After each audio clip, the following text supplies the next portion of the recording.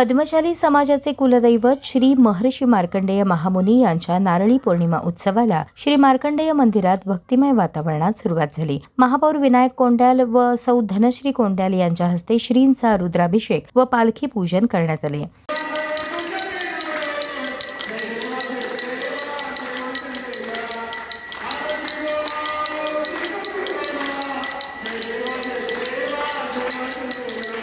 त्यानंतर मंदिर परिसरातून पालखी प्रदक्षिणा काढण्यात आली। यावेळी जय मार्कंडेयच्या जयघोषाने परिसर दुमदुमून गेला। पद्मशाली समाजाची 100 वर्षांची रथोत्सवाची परंपरा यंदाही कायम असून 28 ऑगस्ट रोजी श्री महर्षी मार्कंडेय महामुनींचा भव्य रथोत्सव व मिरवणूक काढण्यात येणार आहे। उत्सवानिमित्त 7 दिवस तेलुगू भाषेतील वचन कार्यक्रमाचे आयोजन करण्यात आले आहे।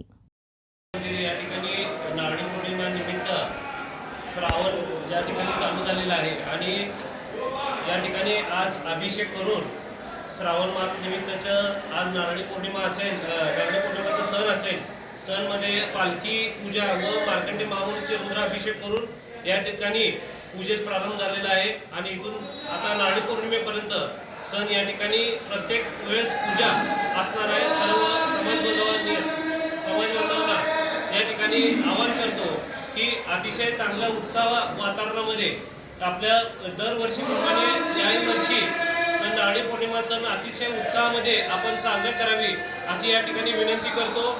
आणि पूर्व भाग असेल सर्व समाजामध्ये अतिशय चांगल्या पद्धतीचं वातावरण या ठिकाणी आहे। आपल्याला माहिती आहे श्रावण मास निमित्त सर्व ठिकाणी या ठिकाणी कार्यक्रम असतात आणि आज या ठिकाणी मार्कंडेय मंदिरमध्ये सर्व ज्येष्ठ असतील, आमचे अध्यक्ष सुरेशजी फलमारी साहेब, तसेच आमचे अरकार साहेब, इफाकाईल साहेब, या ठिकाणी संतोषजी सोमा, तसेच आमचे नगरसेवक कमटम असतील, इगे साहेब असतील, चिप्पा साहेब असतील, सर्व समाज बांधवांचा या ठिकाणी त्यांच्या समोर त्यांच्या साक्षीने या ठिकाणी